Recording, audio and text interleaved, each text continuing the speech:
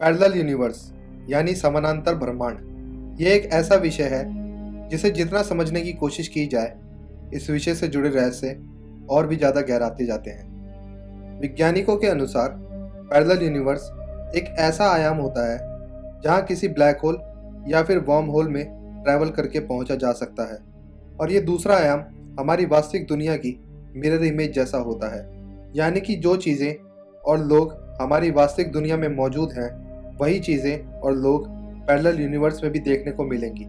लेकिन इस parallel universe में टाइम स्पेस का अंतर हो सकता है।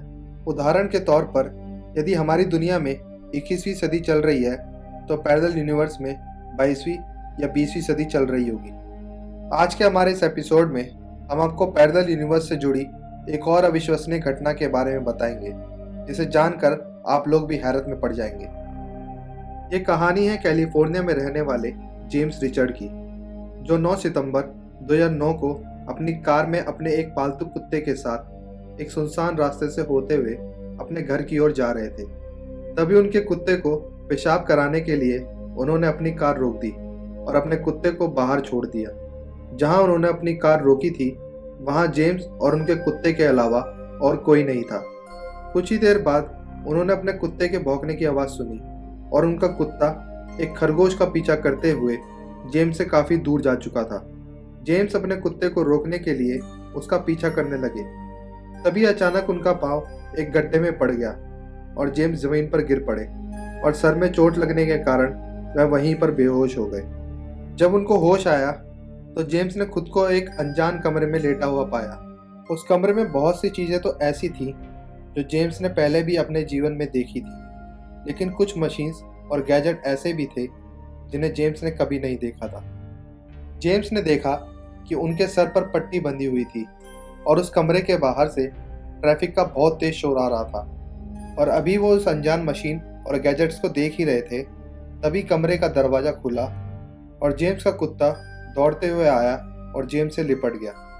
दरवाजे पर एक व्यक्ति खड़ा था जो कि लगभग 6 फुट लंबा था और उसने अपना नाम जोनस बताया।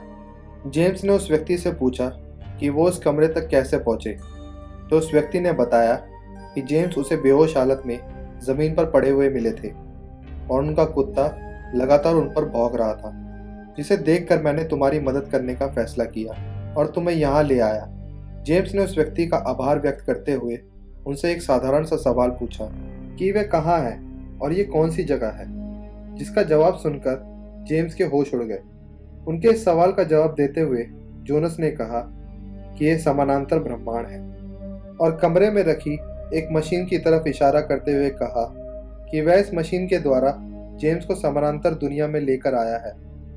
जोनस ने बताया कि वह शाम के वक्त अक्सर उस जगह पर घूमने जाया करते हैं और वहीं उसने जेम्स को बेहोश अवस्था में पाया था। यह सब सुनकर जेम्स के होश उड़ गए और वह थोड़े डर गए।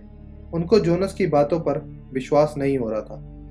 जोनस ने कहा कि इससे पहले वो कभी समानांतर दुनिया से किसी को भी इस दुनिया में नहीं लाया था, लेकिन अगर वह जेम्स की मदद नहीं करता तो शायद जेम्स वहीं दम तोड़ देता।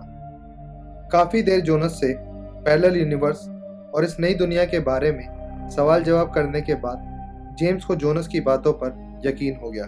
इस पैरेलल यूनिवर्स में जोनस के साथ कुछ देर टहलने के बाद जोनस उन्हें एक संगीत कक्ष में लेकर गया और वहाँ वो दोनों अपनी अपनी दुनिया के संगीतकारों और म्यूज़िक बैंड्स के बारे में बातें करने लगे। तभी उन्हें पता चला कि बहुत सारे संगीतकार और बैंड्स दोनों की दुनिया में एक जैसे मौजूद हैं, जैसे कि द बीटल्स। द बीटल्स के बारे में बात करते हुए जोनस ने जेम्स को बताया कि कुछ दिन पहले ही जोनस का भाई द बीटल्स का लाइव कॉन्सर्ट देखकर आया है। यह सुनकर जेम्स को बहुत हैरत हुई।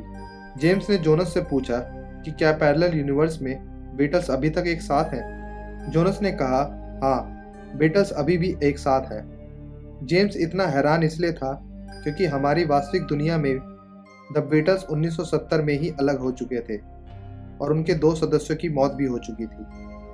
जोनस ने जेम्स को बताया कि उनकी दुनिया में बीटल्स आज भी एक साथ हैं और नई नई एल्बम्स लॉन्च करते रहते हैं। जोनस ने जेम्स को बीटल्स के 6 म्यूजिक एल्बम दिखाए, जिनमें से 5 वास्तविक दुनिया यानी हमारी दुनिया में कभी लॉन्च ही नहीं हुए थे।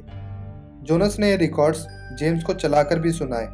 जेम्स ने जोनस से आग्रह किया कि क्या वो इनमें से कुछ रिकॉर्ड्स अपने साथ ले जा सकता है, जिससे उनके इस समानांतर दुनिया में आने के सबूत के तौर पर दिखाया जा सके।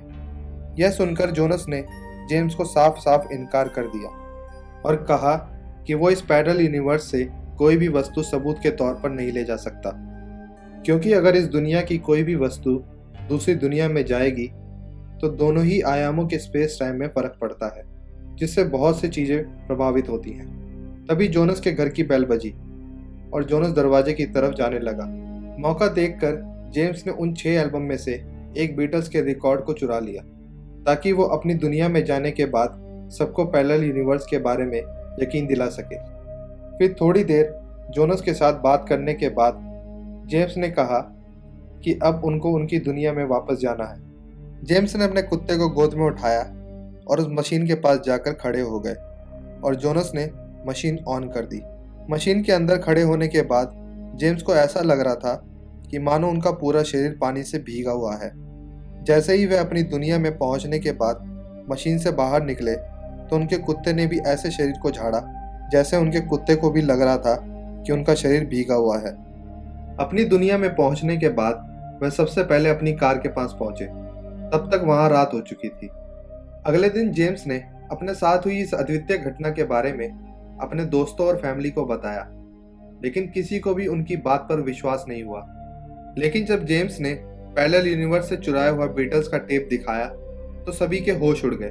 उस टेप्स के बॉक्स पर लिखा था द बीटल्स एवरीडे केमिस्ट्री। इस नाम की कोई भी म्यूजिक एल्बम कभी भी हमारी वास्तविक दुनिया में लॉन्च ही नहीं हुई थी। और जब इस टेप में रिकॉर्डेड सॉन्ग्स को सुना गया तो यह साबित हो गया कि गानों के सिंगर्स की आवाज़ हूबहू द बीटल्स बैंड के सिंगर से मेल खाती थी।